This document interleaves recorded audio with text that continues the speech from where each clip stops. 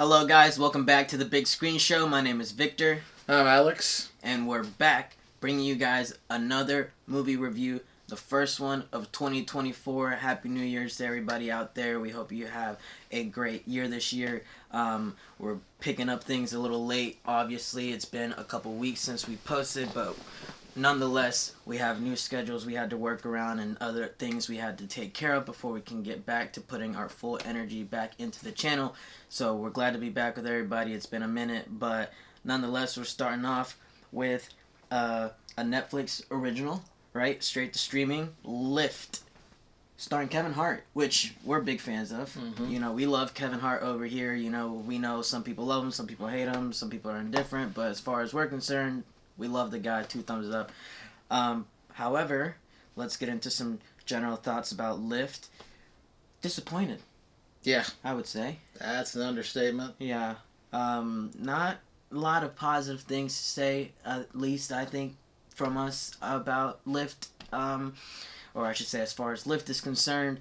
I would say I wasn't even going into it with high expectations, to be honest. Like I was just telling you off screen, it's been a minute since I've seen a really good Kevin Hart Netflix movie. So, you know, we got Me Time, we got the True Story one. I think his last good one was the one where he's the father raising the kid. I forget. I forget. You know the one I'm talking about. Yeah, I know what you're talking about. And that was a minute ago. So, and you know, just based off the trailer, it just felt like it was going to be one of those movies. At least that's how I look at it. I don't know if that makes sense to you. I don't know a better way to put it. But as far as I'm concerned, it was one of those movies where, to summarize my general thoughts, basic, could have been done better, kind of lackadaisical writing, acting is par at best, really subpar to be honest, etc., etc. That's about it. But my rating, 5 out of 10. It's mid.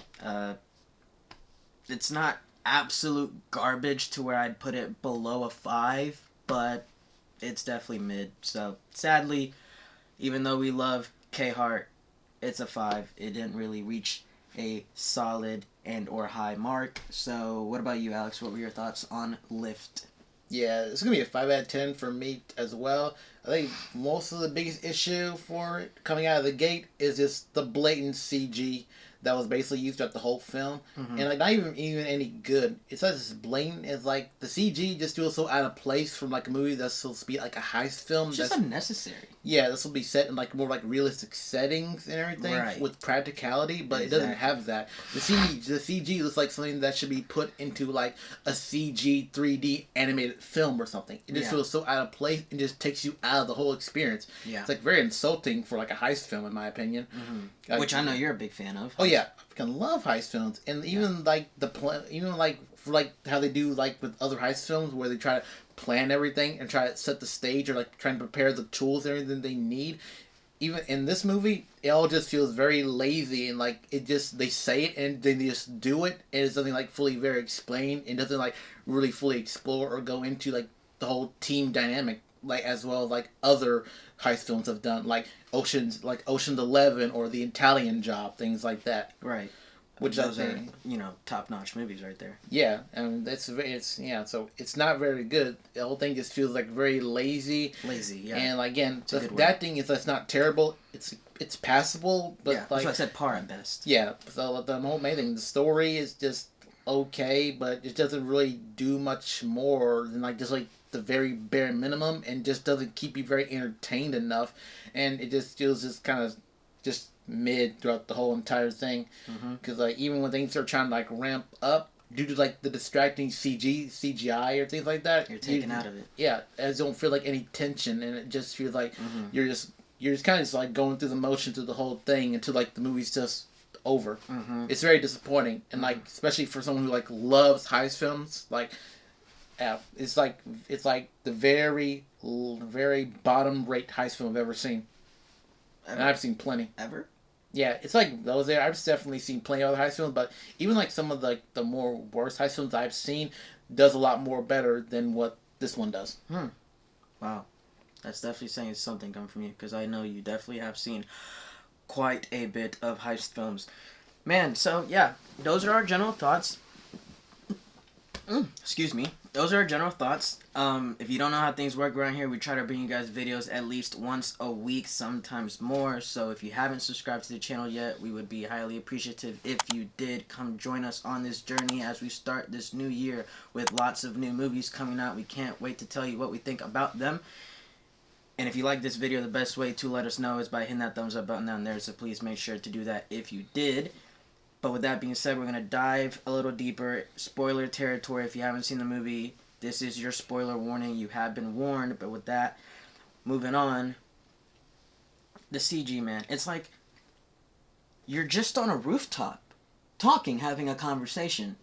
Why not just literally have that be practical?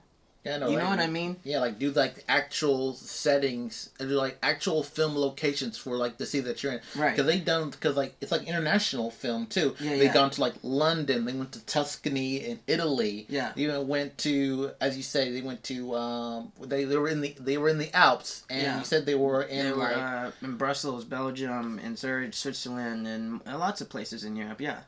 yeah, where all the shots you can just tell by looking at it, it looks so fake, like nothing's real. Yeah. It's like even if you were gonna do that route, you could literally like put more effort in it to make it look at least decent. But it literally looked bad.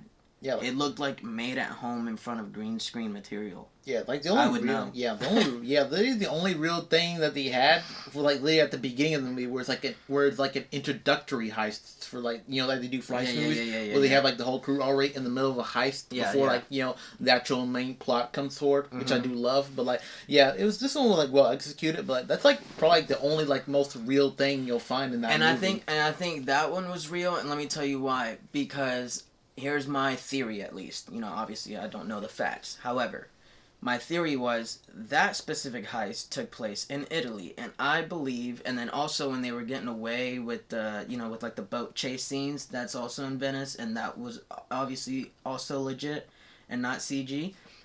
Until they got to the point where where like the ramp pulled up for out of the water. Yeah, that was obviously like CG. But the chase through the Venice canals were actually legit, at least.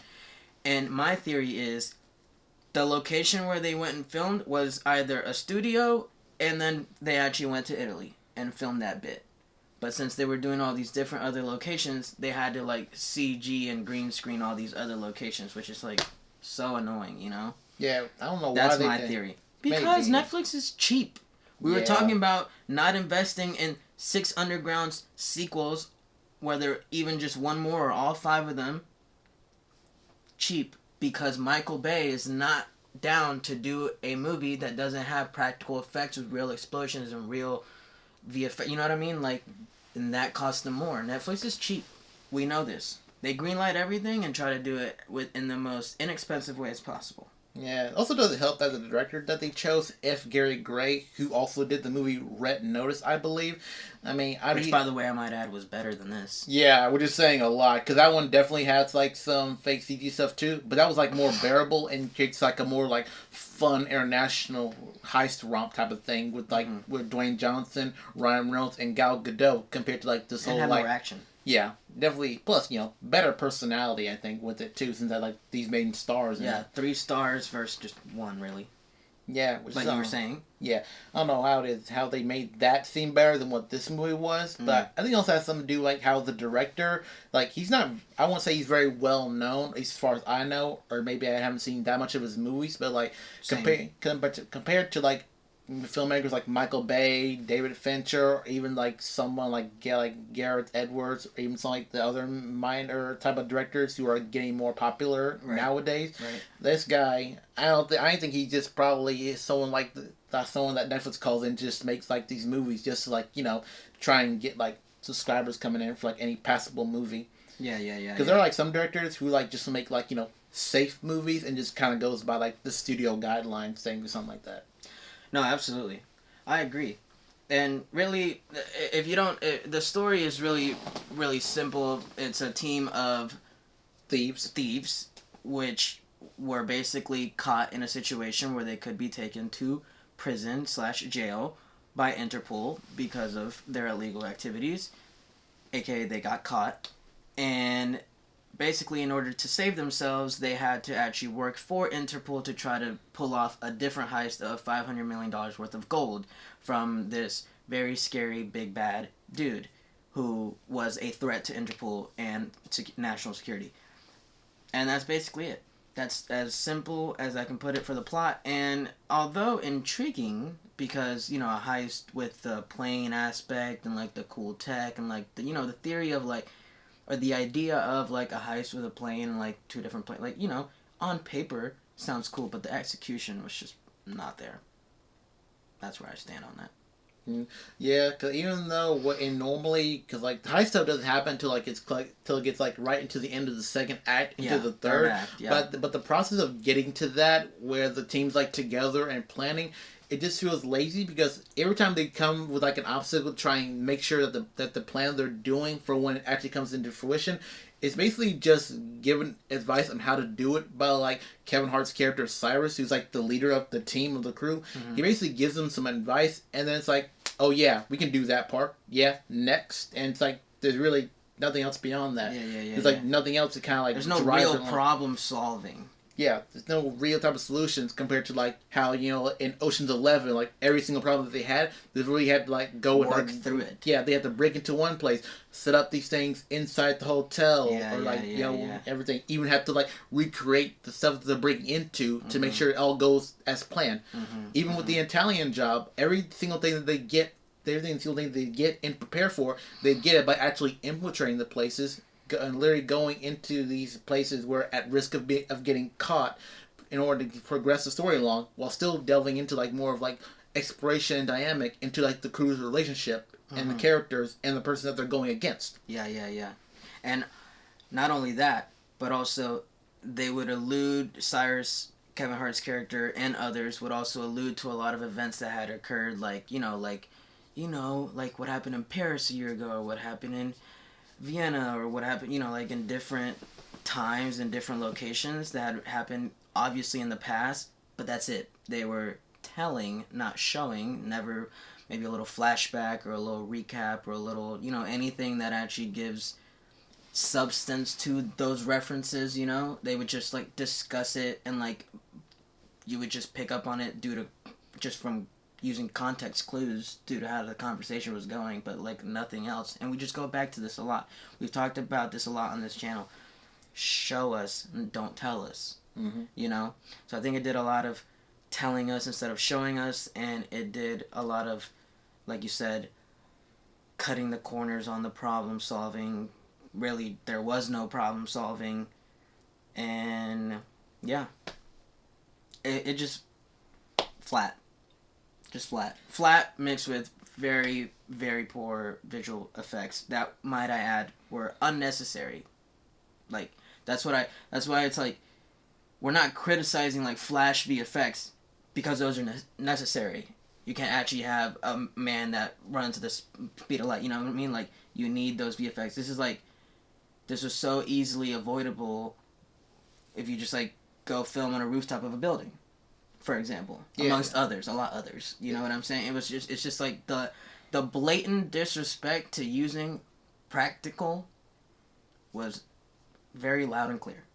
Yeah, even when they're doing like those wide shots of like the country or something that they're in, you can still tell that looks fake. And it's like, why don't you actually just like either get footage or actually just do like an on-set locations photo thing or something like that to get it? Yes, I know, and even the only thing that made sense to have VFX and like CG in this was like the plane, and like some of the things going on with the plane and stuff, but like.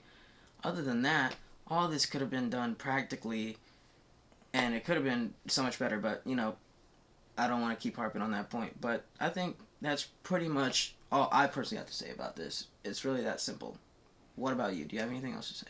No, not really. But yeah, I know how I said earlier how like this is probably like one of the worst heist type films I've seen. Uh huh. I think another one that where another worst one that I've seen that can take the place of Lift is actually like the movie Money Plane, where that movie is like so boring and blatant, and Mm. yet its concept and everything that it was doing seemed interesting, but like its production was just very lazy. Mm. But I can honestly say that Money Plane or Plane Heist, whatever it was called, and Lift are definitely one of the worst heist films for like stealing on a plane I've ever seen. Mm.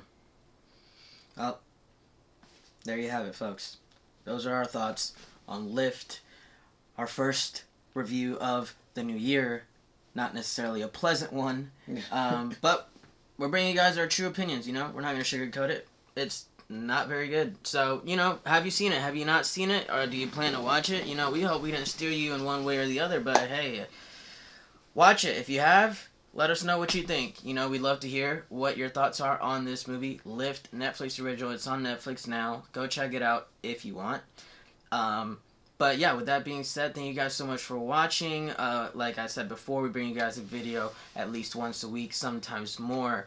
And please subscribe to the channel because it really does help us out. Join us on this journey into 2024 so we can tell you guys and bring you guys awesome content about all this new stuff that's coming out. And again, the best way to let us know you like the video is by hitting that thumbs up button down there, excuse me.